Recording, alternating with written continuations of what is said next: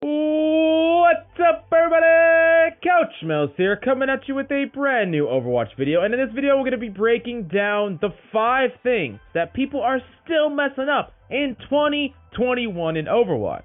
These are 5 huge things that pretty much are still affecting people, still making people lose games, still preventing people from improving. So you just gotta fix these because it could be the one thing that is preventing you from getting to Masters and Grandmaster. So let's break it all down. Now, this is the #1 micro thing that people just do pretty much in every single game.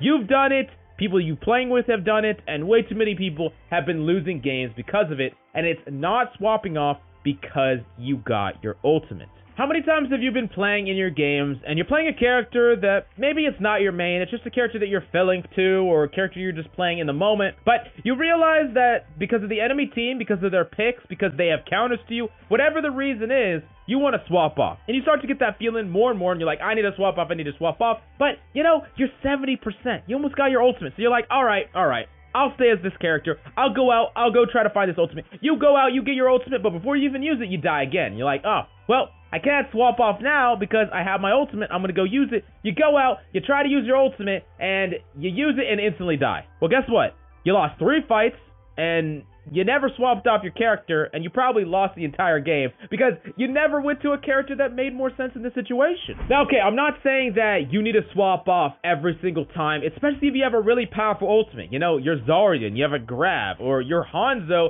and you are the combo with a grab, or you're Sombra with an EMP. There are many ultimates that are worth sticking with, right? But you need to quickly identify, hey, it's not worth me staying. In fact, it's far better to swap to a better character and then get value automatically, not just depend on this ult to get value, and then I can start building that character's ultimate. That is almost always going to be better, except for those very specific situations where your ultimate will be team fight winning. Essentially what this is the sunk cost fallacy. Obviously you can't swap off a character because you already sunk in the cost of playing that character till you have 70% ult. If you swap off, you're wasting that 70%, which is the cost you've already spent, hence the sunk cost fallacy. Instead of identifying, hey, I got an ultimate, or hey, I'm close to an ultimate, what do I need in this team fight, what character should I play, you're basically taking that invested time already, and that ultimate you already gained, and applying that, or using that as a reason to not swap off. That same thing happens on freaking stocks.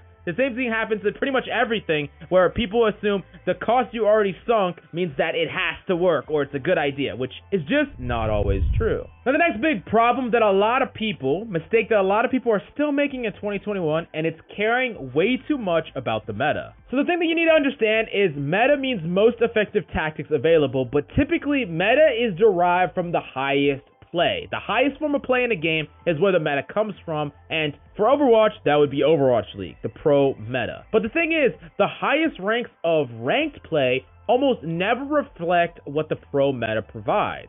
Now, the reason for this is the coordination, the synergy, and everything else in the pro meta will not be able to be copied in the rank meta. So there's characters that you can get more value with on an individual basis without those synergies required. Basically, imagine a situation where there's McCree, right? But in a pro meta, he's going to get died by Winston, Genji, and D.Va. This is not real, by the way. This is just hypothetical. And he's just going to get shit on in every single pro game. But in a hypothetical rank scenario, you're never going to get that level of synergy, so McCree can work just fine. That is exactly what happens between not just pro to ranked, but also high ranked to low ranked as the skill level drops off between characters. For instance, a character like Widowmaker that is absolutely just overpowered if you put her in the right hands, but in the wrong hands, she is just like the worst character in the game. That means if there's a meta that is dictated by Widow, that meta can't possibly exist in an environment where people cannot play Widow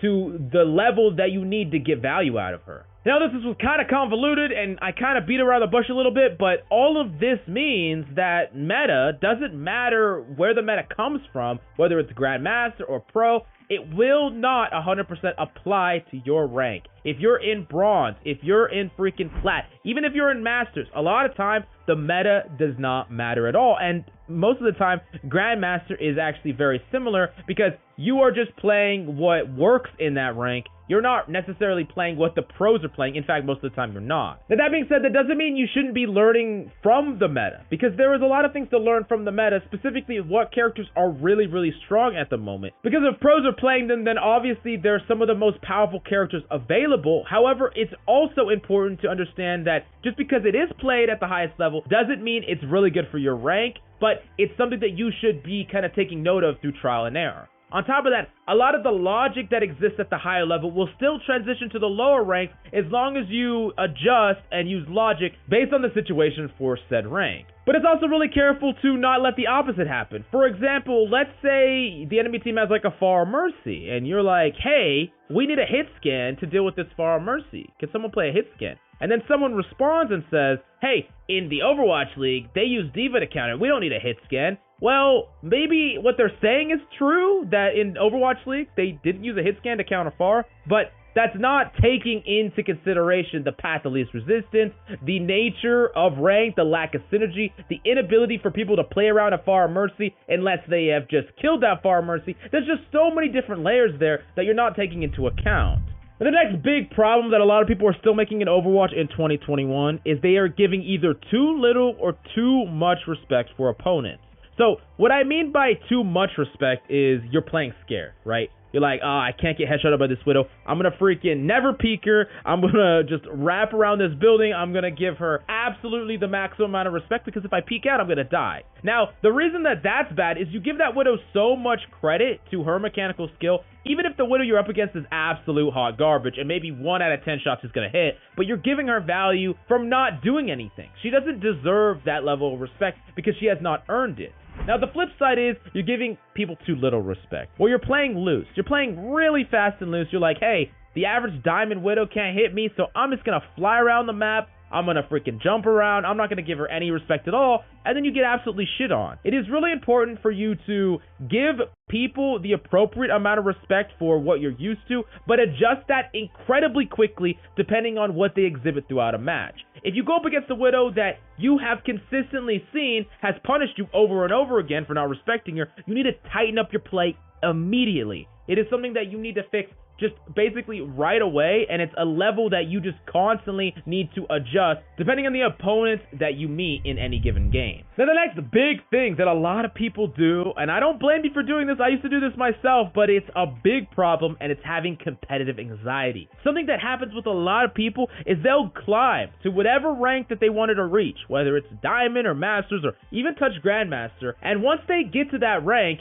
they don't want to lose it so bad that they just will not play on their main anymore. They will never play at that rank. They'll go play on their ults or even their smurfs. They'll slowly grind those up. They'll peter around like 500 to 700 less than their main is, and they'll just keep playing there. And they're like, hey, I'm a Grandmaster, or hey, I'm a Masters player, but they don't play on their mains. They're not going up against Grandmaster players. They're not improving past that. And yeah, sure, you can play games every once in a while and maintain your rank, but you are not going to improve, and really, you're not actually earning that rank if you cannot consistently play there. And I know that competitive anxiety really sucks.